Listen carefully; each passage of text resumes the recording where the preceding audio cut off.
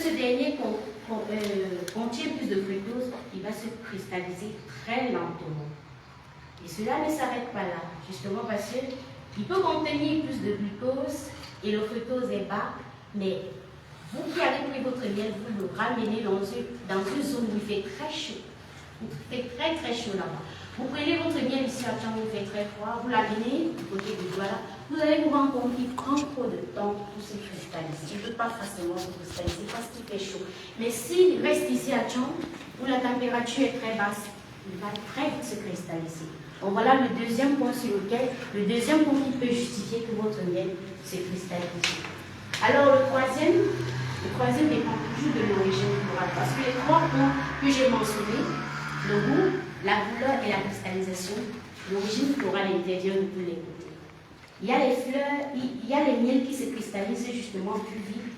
Par exemple, le miel de Polsa se cristallise plus vite que le miel d'eucalyptus. C'est pourquoi je dis que ça dépend également de l'origine florale de votre miel.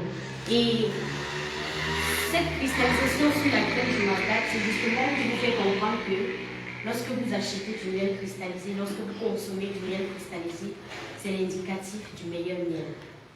Parce que le plus souvent, les personnes jettent leur miel parce qu'ils se disent que ce dernier s'est cristallisé, ça veut dire que l'apiculteur a mis un peu de sucre dedans.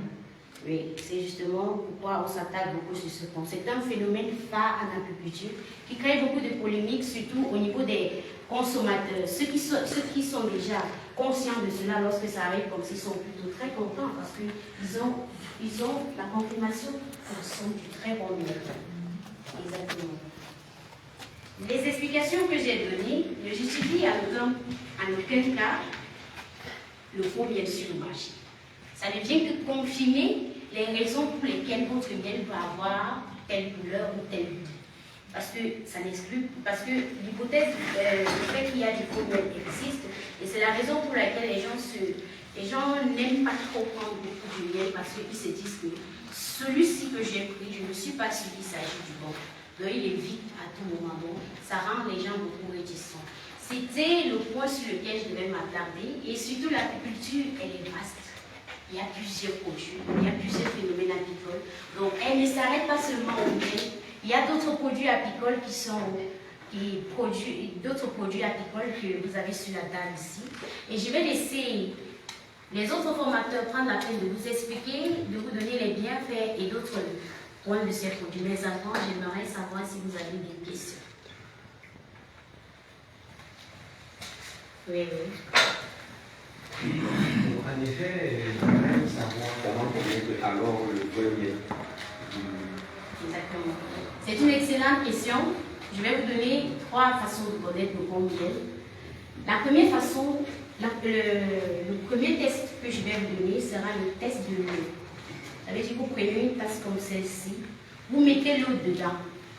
Je préfère prendre le verre parce que le verre est transparent, vous pouvez voir facilement comment ça se passe à l'intérieur. Vous mettez l'eau dans votre verre, vous prenez une cuillère de miel, vous mettez à l'intérieur. Si vous vous rendez compte que ce miel se distille dans l'eau, ça veut dire qu'il s'agit du faux miel. Et si ce dernier part au fond, sans toutefois se distiller, c'est du bon miel. Le deuxième test, c'est le test du papier. On pratique cela dans le marché. Vous prenez votre miel, vous mettez sur le papier. Si le papier mouille du côté inverse, sachez que ce miel contient plus d'eau, ou du moins contient plus d'eau, parce qu'il y a des miels qui contiennent plus d'eau, mais ça ne veut pas dire que c'est du faux miel. Ça contient plus d'eau et ça peut aussi être la justification qui s'agit du faux miel. Maintenant, le troisième test, c'est le test de l'allumette. Vous prenez votre miel, vous mettez sur une cuillère comme ceci. Vous allumez. Si ce dernier bout, ça veut dire qu'il s'agit du faux miel. Le vrai miel se stabilise, il ne brûle pas facilement. Mais voilà les tests qui peuvent être utiles pour déterminer le bon et le faux miel. Une petite pratique. Une petite pratique. On a un verre. Bon, le format. On a cassé de manière Vous voulez goûter? Il a une cassé de manière de le faire. Voilà.